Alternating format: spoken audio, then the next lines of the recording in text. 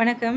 TNPSC கையேடு EO எக்ஸாமினேஷனுடைய grade 1 officer examination முடிஞ்சிருந்தது.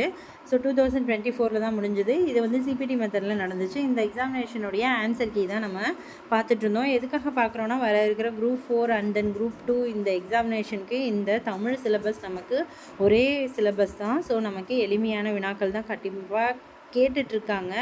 நம்ம குரூப் 4க்கும் அதே மாதிரி கேட்பாங்கன்னு நிச்சயமாக நம்பலாம். அதுக்கான ஒரு ரிவிஷன் மாதிரி தான் இந்த வினாக்கள்லாம் நம்ம டிஸ்கஸ் பண்ணிகிட்ருக்கோம். ஆல்ரெடி நம்ம 50 கொஷின்ஸ் பார்த்தாச்சு. இப்போ 51th கொஷின்லேருந்து நம்ம இப்போ பார்க்கலாம். ரொம்ப ரொம்ப எளிமையாக தான் இந்த வினாக்கள் எல்லாமே இருக்குது. ஓகே, 51வது கேள்வி, மானம் கூட்டல் இல்லா. மானம் கூட்டல் இல்லா, மானமிலா. Option B. இதை நம்ம சேர்த்து எழுதணும்னா இவ்வாறு தான் நமக்கு வரும். இப்போ ஒரு பேராகிராஃப் கொடுத்துருக்காங்க. அந்த பேராகிராஃப்லேருந்து நமக்கு ஒரு 5 வினாக்கள் 52லேருந்து 56 வரைக்கும் கேட்டிருக்கதா சொல்கிறாங்க. கீழ்கண்ட பத்தியை படித்து வினாவிற்குரிய சரியான விடையை தேர்ந்தெடு. கீழ்கண்ட பத்தியை படித்து வினாவிற்குரிய சரியான விடையை தேர்ந்தெடு. சூரிய குடும்பத்தில் சூரியனே முதன்மையாக போற்றப்படுகிறது. சூரியனை சுற்றி கோள்கள் சூழ்ந்துள்ளன.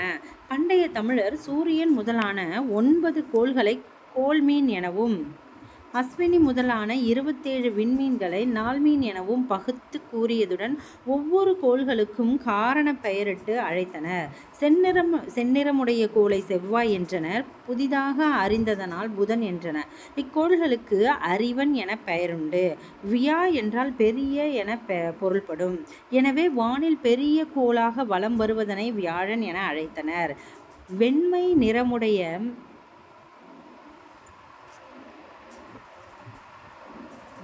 நிறமுடைய கோள் வெள்ளி எனப்பட்டது. இவை அனைத்தும் சங்க புலவர்களின் வானிலை அறிவை சிந்தனையையும் புலப்படுத்துவதாக உள்ளது. ஸோ இப்போ என்ன கொடுத்துருக்காங்க, சூரிய குடும்பத்தை பற்றி நமக்கு ஒரு பேராகிராஃப் கொடுத்துருக்காங்க. சூரிய குடும்பத்தில் சூரியன் தான் முதன்மையானது. சூரியனை சுற்றி கோள்கள் சூழ்ந்துள்ளன. பண்டைய தமிழர்கள் சூரியன் முதலான 9 கோள்களை கோள் மீன்னு சொல்லியிருக்காங்க. அஸ்வினி முதலான 27 விண்மீன்களை நாள் மீன்னு சொல்லியிருக்காங்க அப்படின்னு இருக்காங்க.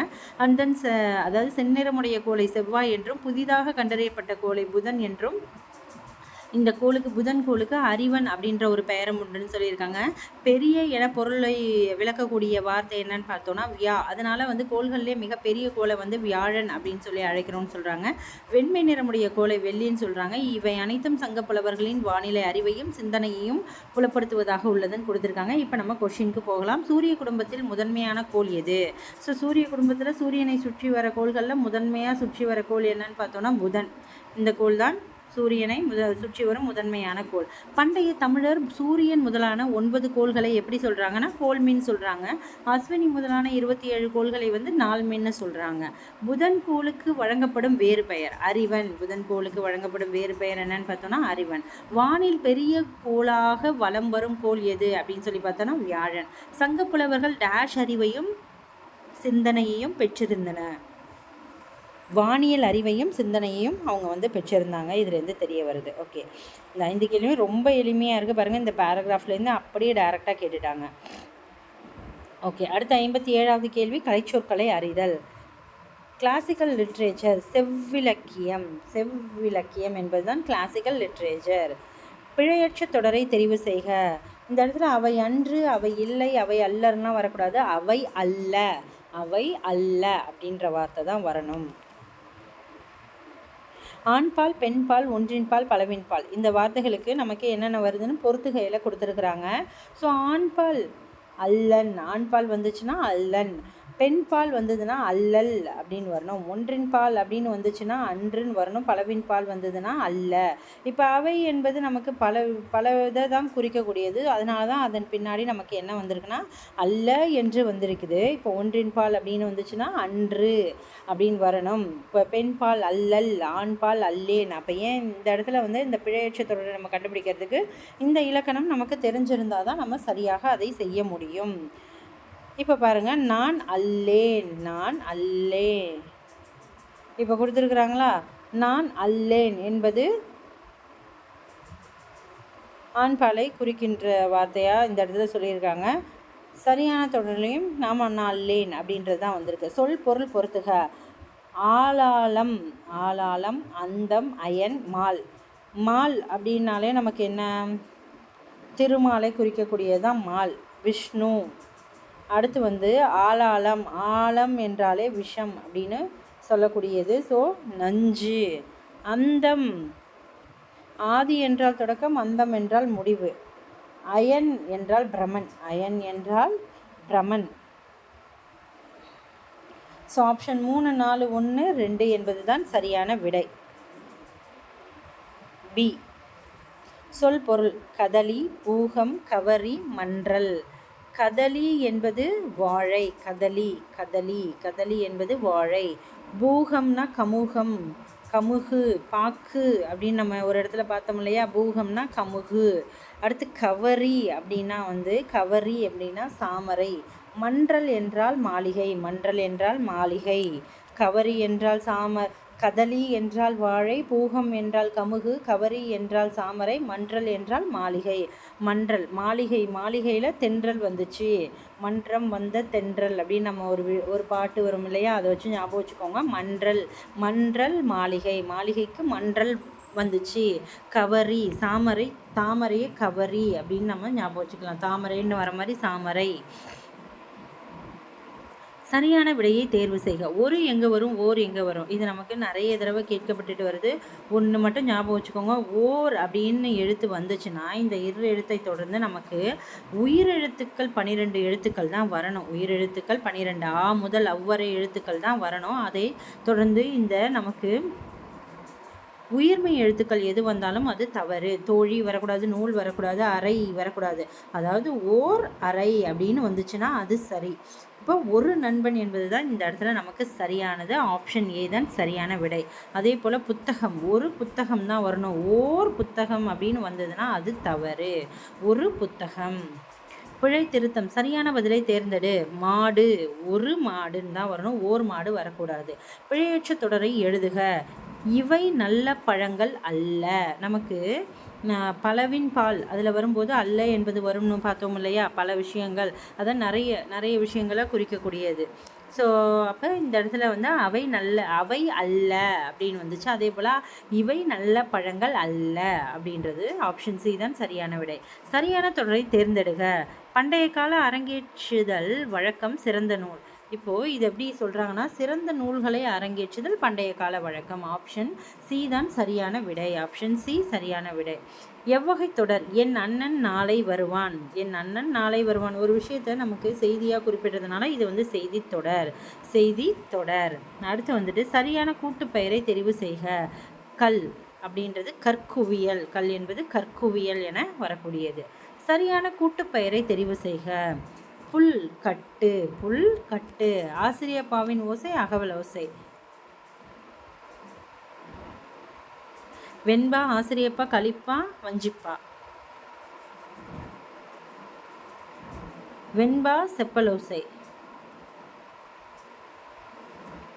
வெண்பா, ஆசிரியப்பா,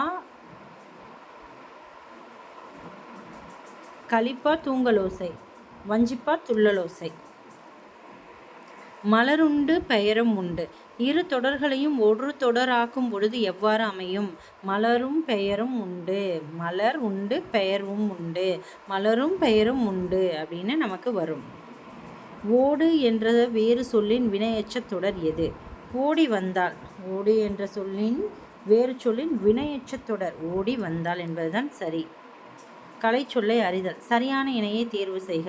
ஸ்பேஸ் டெக்னாலஜி விண்வெளி தொழில்நுட்பம். ஸ்பேஸ் டெக்னாலஜி என்பது விண்வெளி தொழில்நுட்பம். நானோ டெக்னாலஜி அப்படின்றது மீனுன் தொழில்நுட்பம்னு வரும். அல்ட்ரா வயலட் ராஸ் என்பது புற ஊதா கதிர்களை குறிக்கக்கூடியது. காஸ்மிக் ராஸ் என்பது விண்வெளி கதிர்களை குறிக்கக்கூடியது. ஸோ இது எல்லாமே தவறாக இருக்குது. இங்கே பாருங்கள், காஸ்மிக் ராஸ் அடுத்த இதை கேட்டிருக்கிறாங்க. ஸோ விண்வெளி கதிர்கள் என்பது தான் இதற்கு சரியானது. Option A. அடுத்து வந்துட்டு வைல்வின் கலைச்சொல்லை அறிதல். சுழல் காற்று. சுழல் காற்று. கூற்று காரணம் சரியா தவறா? பகர்வனர் திரிதரு நகர வீதியும் பட்டினும் மயிரினும் பருத்தி நூலினும் கட்டு நுண்வினை காருகர் இருக்கையும் தூசும் துகிரும் ஆரமும் மகிழும். தூசும் துகிரும் ஆரமும் மகிழும். இப்போது கூற்று. இவ்வடிகள் இடம்பெற்றுள்ள நூல் சிலப்பதிகாரம். இந்த வடிகள் இடம்பெற்றுள்ள நூல் வந்து சிலப்பதிகாரம் என்பது சரி. அடுத்தபடியாக காருகர் என்பதன் பொருள், நகரம் என்பதன் எதிர்ச்சொல்.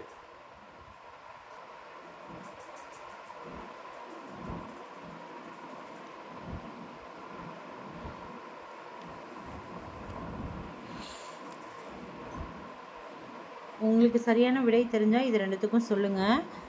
இப்பாடலில் குறிப்பிடப்படும் நறுமணப் பொருள் சந்தனமும் அகிலும் என்பது இந்த இடத்துல துகிர் அகில் இது எல்லாமே சரி. ஸோ நகரம் என்பதன் எதிர்ச்சொல் என்னன்னு சொல்லுங்கள். ஆப்ஷன் 1ம் 4ம் தான் இந்த இடத்துல சரின்னு சொல்லியிருக்காங்க. ஸோ உங்களுக்கு ஆன்சர் தெரிஞ்சால் கமெண்ட் செக்ஷனில் சொல்லுங்கள்.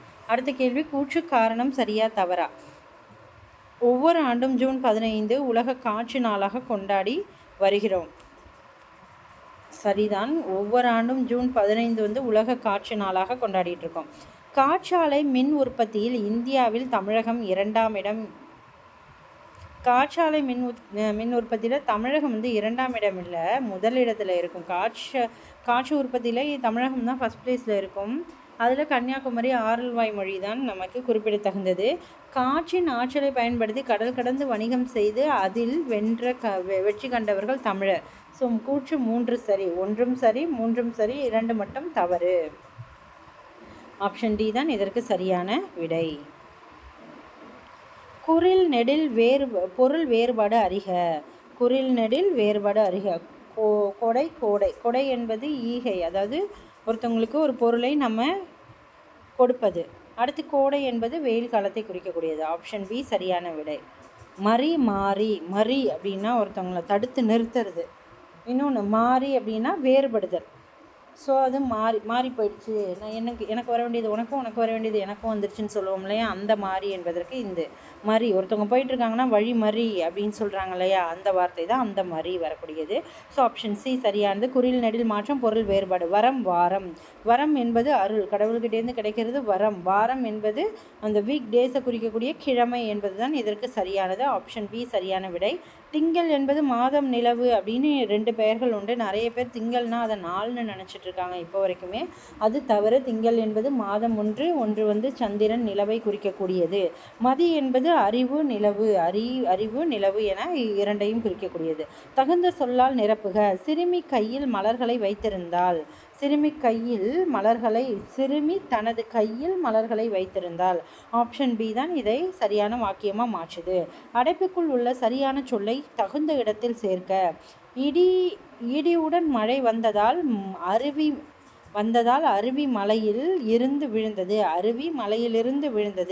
அதாவது இடியுடன் மழை வந்ததால் அருவி மலையிலிருந்து விழுந்தது. ஆப்ஷன் ஏ தான் இதற்கு சரியாக பொருந்தக்கூடியது. சரியான சொல்லை நிரப்புக. மரங்களை வளர்த்து டேஷை காப்போம். மரங்களை வளர்த்து இயற்கையை காப்போம். செயற்கை உரங்களை தவிர்த்து நிலவளம் காப்போம். ஆப்ஷன் சி இதற்கு சரியான விடை. சரியான இணைப்புச் சொல்.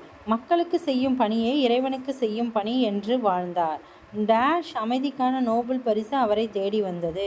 அதனால் அவருக்கு அமைதிக்கான நோபல் பரிசு தேடி வந்தது. யாரை குறிக்குதுன்னா அன்னை தெரசா அவர்கள் தான் வந்து மக்களுக்கு செய்யும் பணி இறைவனுக்கு செய்யும் பணின்னு சொல்லிட்டு அவங்க தான் வந்து நிறைய பணிகள் செஞ்சாங்க. ஸோ அது அவங்களுக்கு நோபல் பரிசு வழங்கப்பட்டிருக்கும். ஸோ அதை தான் இந்த இடத்துல நம்ம சொல்கிறோம். அதனால் என்ற வார்த்தை தான் இந்த இடத்துல இணைப்புச் சொல். ஸோ ஆப்ஷன் சி சரியான விடை. சரியான இணைப்புச் சொல். தமிழகத்தில் மழை பெய்து வருகிறது. மேலும் 2 நாள் மழை நீடிக்கும் என வானிலை ஆய்வு மையம் அறிவிப்பு. ஸோ கன்ஜக்ஷன் வேர்டு என்னென்ன, இணைப்புச் சொல் என்னென்னா மேலும் என்ற வார்த்தை தான் இணைப்புச் சொல். சரியான இணைப்புச் சொல்லால் நிரப்புக. நாம் இனிய சொற்களை பேச வேண்டும், இல்லை என்றால் துன்பப்பட நேரிடும். ஆப்ஷன் ஏ தான் சரியான விடை. சரியான வினாச்சொல்லை தேர்ந்தெடு. திருக்குறளை இயற்றியவர் யார்? சரியான வினாச்சொல்லை தேர்ந்தெடு. எறும்பு பாடுபடுவது எதற்காக?